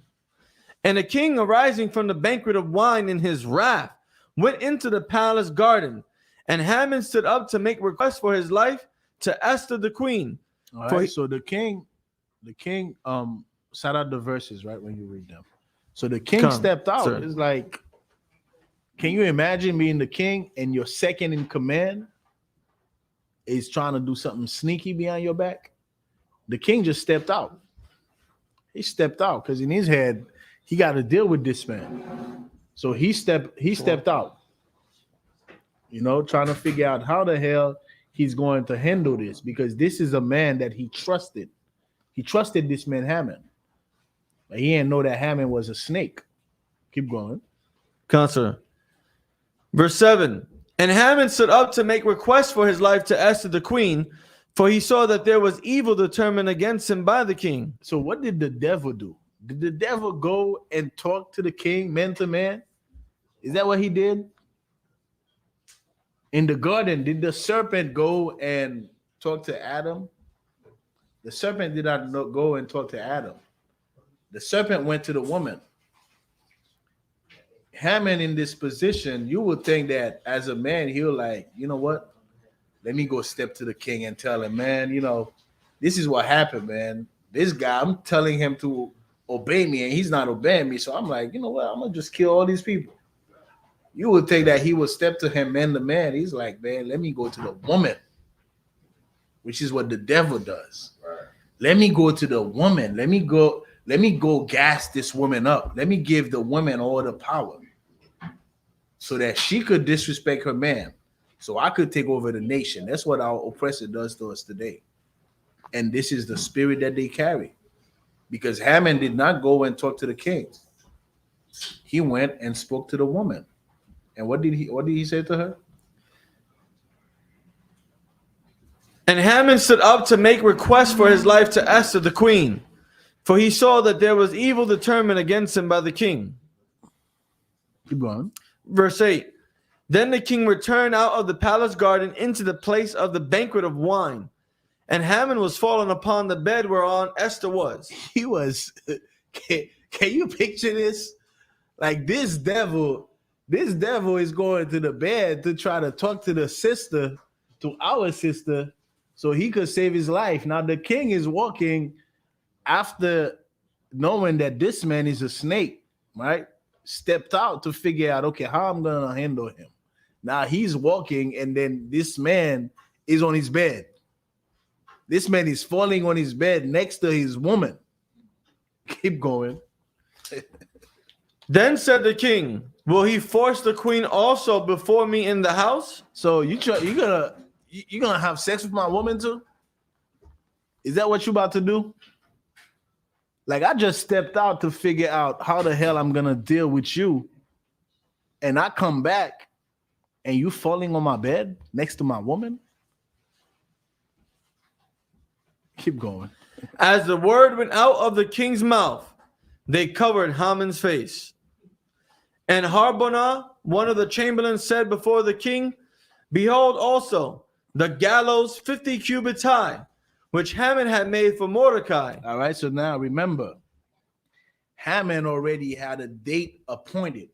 He had set a date. He sent out all these letters to the 127 provinces where all the Jews dwelt in, for Mordecai specifically, because all of this came about because Mordecai refused to submit to him. Mordecai refused to obey him. Mordecai refused to recognize him as a power. So he had a specific death sentence, waiting for Mordecai on the appointed date. And this was the way that he was going to kill Mordecai. Read that latter part again, which Haman, right before where it says, which Haman had built. Behold also the gallows 50 cubits high, which Haman had made for Mordecai, who had spoken good for the king, standeth in the house of Haman. Then the king said, hang him thereon. Well, this is what the king said, you're going to hang him right there. The trap that he set up for Mordecai, now this is how he died. Can't tell us we're not serving a mighty power. Right. And this is what we have to do as a people. As a people, we have to submit to the right power. We can't submit to our oppressors, man. We can't submit to our oppressor's culture. We can't recognize our oppressor as a power. We got to see him for who he is. He is a damn devil. And we got to recognize the man that the Lord appointed to be over this nation. And these men are in the ISUPK. And that's what our people need to learn today, man. Keep going. Verse 10. So they hanged Haman on the gallows that he had prepared for Mordecai. Then was the king's wrath pacified. All right. So now the king is satisfied. Like, this man, not only is a snake, but I walk back and he's on my bed next to my woman. Kill that damn devil. Keep going. And let's not forget, Haman is also a devil. All right. I mean, not Haman. Ahadasis is also a devil because he is a heathen. This is how our sister became a queen, because in the nation of Israel, a woman cannot be a queen. A woman is a princess of Zion. She is a daughter of Zion. She is not a queen. But Esther became a queen because she was the wife of a heathen king. All right. Let's make sure we know that. Keep going. Esther chapter 8 verse 1. On that day did the king Ahasuerus give the house of Haman the Jews, enemy unto Esther the queen. And Mordecai came before the king, for Esther had told what he was unto her. And the king took off his ring which he had taken from Haman and gave it unto Mordecai. And this is something big. This is big right here, because this is a Benjamite brother that was supposed to die. This brother was supposed to die. This brother was supposed to hang. And the person who tried to hang them, he died from that death sentence that was prepared for Mordecai. He died from that. So now Mordecai has the king's reign. He has the king's reign. That means he could make an order that's going to spread through all 127 provinces that this king is ruling over. This is nothing small. This is not something small. All right. Keep going. You wanted to say something? All right. Keep going. And Esther set Mordecai over the house of Haman. Verse 3. And Esther spake yet again before the king and fell down at his feet and besought him with tears to put away the mischief of Haman the Agagite and his device that he had devised against the Jews. So Verse 4. Esther, like she's still using her femininity. She's still trying to convince the king. You know, she's still trying to talk the king to have that decree that he made unknowingly, because he didn't know exactly what he was doing. He just gave Haman the okay to do it. He just gave Haman the okay. So now Esther is trying to convince him, you know, to go ahead, read verse 4. Then the king held out the golden scepter toward Esther. So Esther arose and stood before the king. Verse 5. And said, if it please the king, and if I had found favor in his sight, and the thing seem right before the king, and I be pleasing in his eyes, let it be written to reverse the letters devised by Haman the son of Hammedatha the Agagite. And this is what she wanted. She wanted him to reverse the letters, because all these letters went out already. They already had the date appointed. They know on this day, we're going to massacre all the Jews. So Esther is like, king, you got to do something. You got to reverse these letters. Tell them, you know, to cancel this order. Do something. Keep going.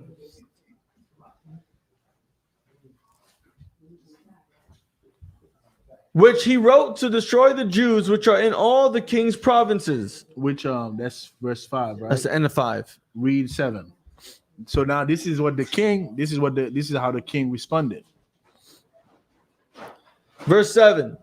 Then the king Ahasuerus said unto Esther the queen and to Mordecai the Jew, behold, I have given Esther the house of Haman, and him they have hanged upon the gallows, because he laid his hand upon the Jews. All right. So the king is like, look, this is what I did, man. I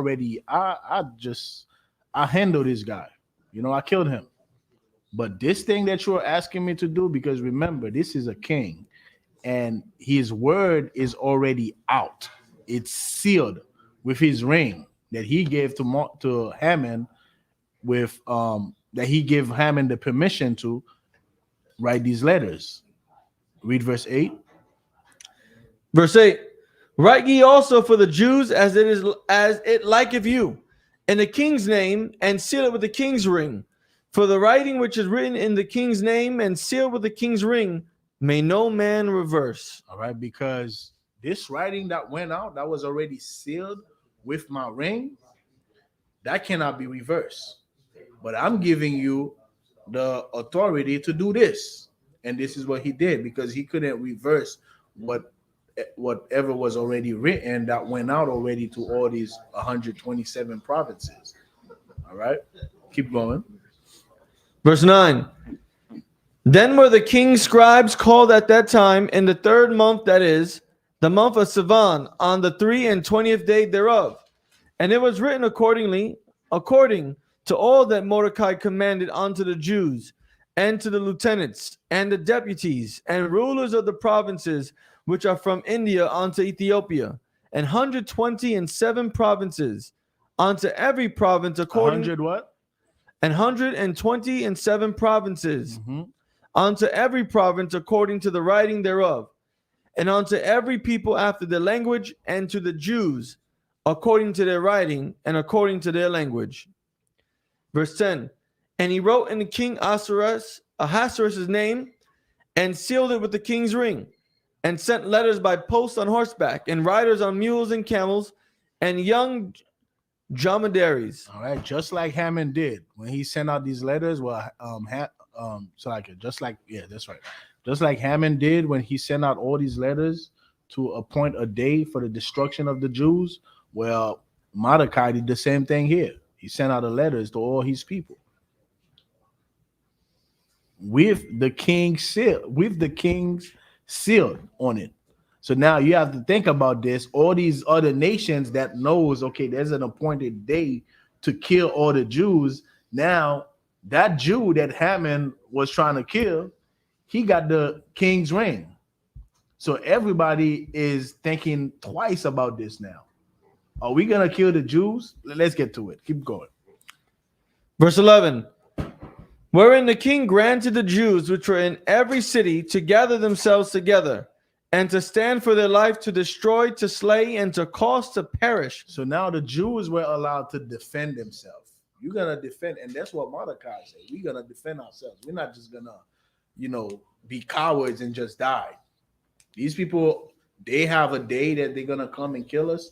We're gonna defend ourselves and we're gonna protect our nation. Keep going. All the power of the people and province that would assault them, both little ones and women, and to take the spoil of them for a prey. Verse 12. Upon one day in all the provinces of King Ahasuerus, namely, upon the 13th day of the 12th month, which is the month of Adar, the copy of the writing for a commandment to be given in every province was published unto all people, and that the Jews should be ready against that day to avenge themselves on their enemies. Like I just said, and the Jews were ready. They were not gonna play that. We were not going to be destroyed as a people. That's right. We were not just gonna stand there and just wait for something to happen. Now we were going to defend ourselves because we knew what was coming. And this is what we have to do today as a people, because we over here, our people are so distracted. We don't see the destruction of our people. In the ISUPK, we see the destruction of our people. We see what's happening to us. We see that these races of people, they are out to destroy us. They are out to keep us at the bottom. So we gather our loins, man, and we gathering together because there's a time that we got to defend ourselves. We have to defend ourselves against these people. We can't allow them to just, impose any culture on us. We can't allow them to just turn our women into bisexual and lesbians and turn our sons into homosexuals. We can't allow that. We got to fight against that spirit. We got to fight against the spirit of this kingdom. Keep going. Verse 14. So the post that rode upon mules and camels went out. What verse you that? 14. You could jump to chapter 9. We're in chapter 9. Go to verse 2. 2? Come on. Yes, sir.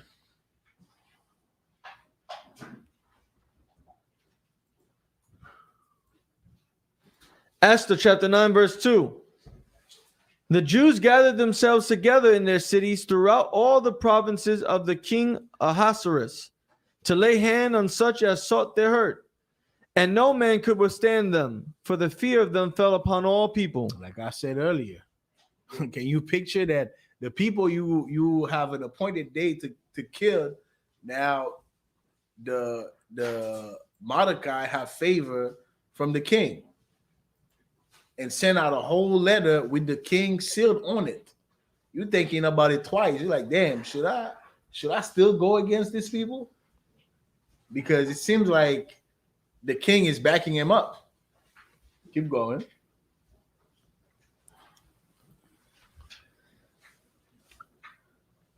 Verse 3.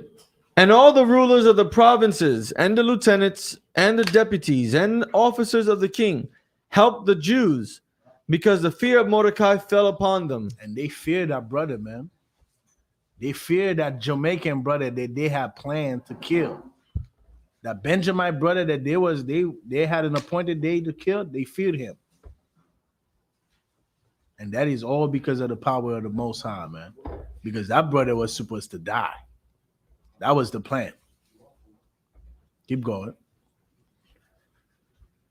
Verse 4. For Mordecai was great in the king's house, and his fame went out throughout all the provinces, for this man Mordecai waxed greater and greater. Verse 5. Thus the Jews smote all their enemies with the stroke of the sword and slaughter. The Jews did what? Smote all their enemies. They did what? Smote all their enemies. These are our enemies that were supposed to kill us. And we smote all of them. We killed all of them.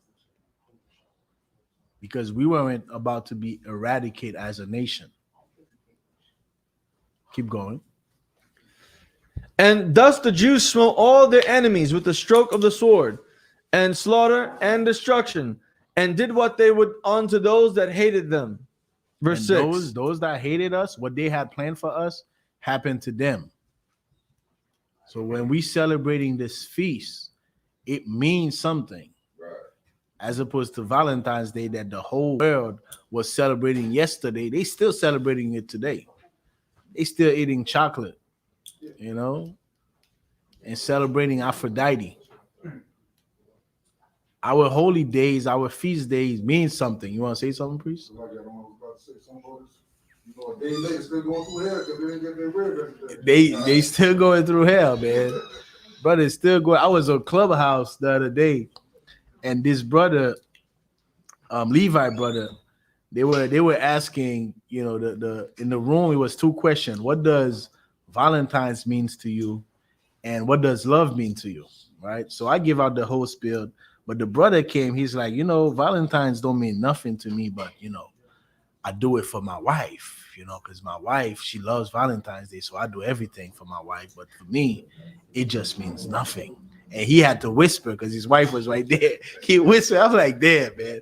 This is how sad it is, man, because the brother, he's not realizing how weak that he is. He don't realize it because he just got to please that woman by doing something that he knows, and he knows the history of it. He knows the history. He knows it because I've been in Rome before. We spoke about that. So he knows that, but he's like, man, you know, I'm just going to be weak under my woman, man. As opposed to directing that sister and tell her, look, we're not celebrating Valentine's Day ever again. You know, this is what I did. When I find out I couldn't celebrate birthday, I think my daughter was 2. That was it. I find out we're not celebrating birthday, no more birthdays. You know what I'm saying? I didn't like, you know what? Let me do it for the kids. You know, let me do it for my wife. No more birthdays. This is it. You find out the truth, you change your life. You don't find out the truth and remain the same. You know, keep going, Ashar.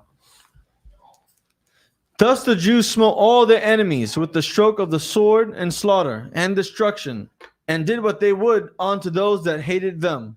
Verse 6. We defended ourselves, man, as we should. Read verse 10 sons of Haman. Verse 10. The 10 sons of Haman, the son of Hammedatha, the enemy of the Jews, slew they, but on the spoil laid they not their hand.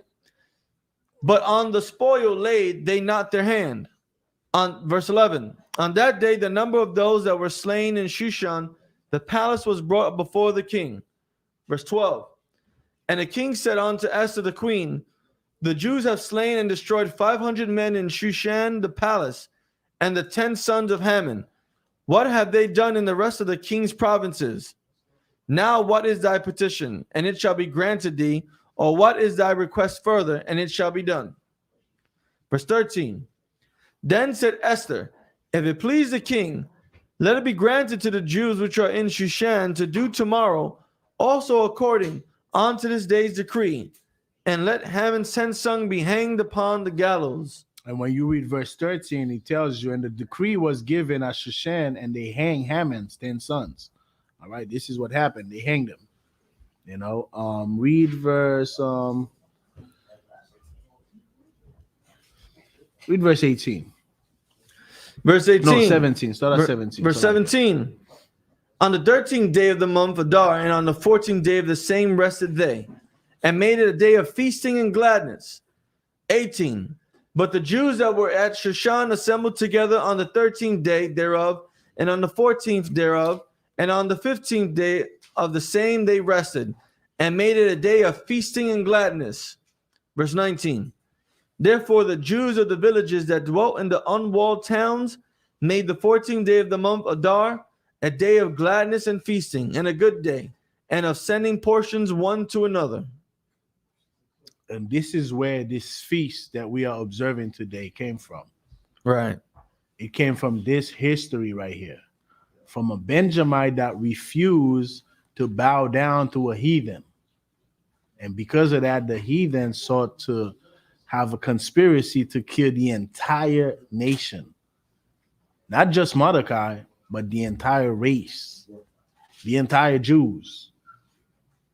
Because these people, they don't just hate Sean Bell or George Floyd, they don't just hate, a group of us, they hate all of us. Right. And this is what we always have to keep in mind. That's it on that. What verse was that? 19? Concert. That was the end of And that. read verse 20. Yes, sir. Verse 20. And Mordecai wrote these things and sent letters unto all the Jews that were in all the provinces of the king Ahasuerus, both nigh and far. And this is where the order came from to observe these days that we are observing today. Keep going. Concert. Verse 21. To establish this among them. To establish this among the Jews. This is established among us today because when you read about Purim, Purim is not a holy day. Is it a feast day? It's not in the it's not in Leviticus, the 23rd chapter, right? Just like Hanukkah isn't, but this is a feast day because of this history, because this nation was supposed to be eradicated from the earth because of this order that was passed. But now we are still here today, and we ain't going no damn way because our time must come where we should rule the earth. All right, so this is where this came from, and to establish this among the Jews, among us, our people, keep going. To establish this among them, that they should keep the 14th day of the month Adar and the 15th day of the same yearly. Verse 22. And every day we are to keep, every year, Salakia, every year we are to keep the 14th day and the 15th day, which was yesterday and today, every year. And this is established among us till this day. Read verse 22. Verse 22. As the days wherein the Jews rested from their enemies, and the month which was turned on to them from sorrow to joy, and from mourning into a good day, that they should make them days of the feasting and joy, and of sending portions one to another, and gifts to the poor. No sign Christ. And this is what we do today in the ISUPK.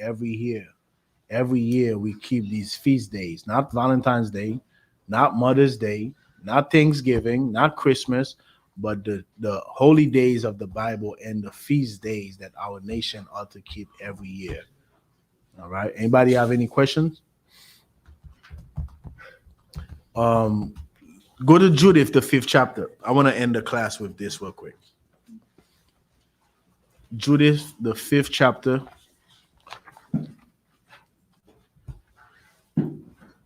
And start at verse.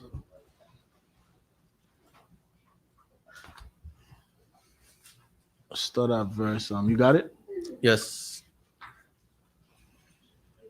Start at verse 3. Concert. Start verse 1. So we give the background.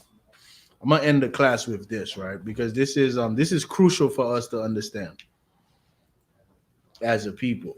All right, the people that watches ISUPK and think that we are some, we just crazy Negroes, angry Negroes. This is what we know, and this is what you need to know. Go ahead, 5 and 1. Judith, the 5th chapter, verse 1. Then was it declared to Holofernes, the chief captain of the army of Assur, that the children of Israel had prepared for war, and had shut up the passages of the hill country, and had fortified all the tops of the high hills, and had laid impediments in the champion countries. All right, so this king, right, Holofernes, he had all the nations bow down to him except for one nation of people, similar to what happened with Mordecai and this devil Haman. Now, the only people that did not bow down to Holofernes was the nation of Israel. So he was trying to figure out who the hell are these people. Read verse 3 real quick. Verse who the 3? hell are these people? Because everybody's bowing down to me except the nation of Israel, Yasharallah. Who are these people? Verse 3? Cut. Verse 3. And he said unto them, Tell me now, ye sons of Canaan, who this people is that dwelleth in the hill country, and what are the cities that they inhabit, and what is the multitude of their army, and wherein is their power and strength, and what Go ahead, finish. and what king is set over them, or captain of their army? So who is these people? How big is their army? Who's their king? Like these people are not bowing down to me. Like who the hell are they? Like I need to know. I need to know who these people are. Who the hell they think they are? Just like Hammond was like, who the hell these Benjamin think he is? He's a Jew. All right, we're gonna kill all the Jews. Jump. You could read. This is a very good chapter to read, but jump to verse 20. Because one of the captains of the Moabites, he gave him from verse 5 all through verse 19, he's giving him the history of the Israelites, going all the way back to our forefather Abraham. He's like, well, this is where they came from. You know, they left, Abraham left the Chaldeans who were practicing, what is it when you serve many gods? Who was a polytheist, Polytheism. right? Polytheism. He's like, you know, this is where these people came from. They left their forefathers. They left the Chaldeans to serve the living God, and giving him the whole spiel when we left Egypt. And read verse 19. Verse 19. But now are they returned to their God, and are come up from the places where they were scattered, and have possessed Jerusalem. All right. So remember, he gave him all the history because we were scattered. But he's like, now these people, they return to their power. They return to their God. Keep going. Where their sanctuary is, and are seated in the hill country, for it was desolate. Verse 20. Mhm. Now therefore, my Lord and governor, if there be any error in this people. Now, this is what the captain of the Moabite said. Knowing our history, he knew all about us because he's explaining to Holofernes, like, this is who these people are. And he's like, look, if we can find error in these people, if these people are sinning, keep going. And they sin against their God, let us consider that this shall be their ruin, and let us go up, and we shall overcome them. All right, let's go attack them. These people are sinning. They're going against their God.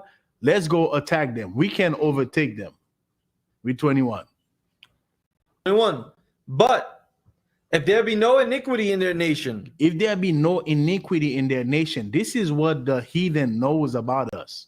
The heathen knows this about the nation of Israel. This is why they put the pornography, they put, the distraction, these entertainers, they put these things, they make it easy for us to sin as a people because they know this right here. Read. let my Lord now pass by. If there be no iniquities, if these people are not sinning against their God, if they following the Lord's statutes and commandments, let's leave these people alone. Leave them alone. Why? Keep going.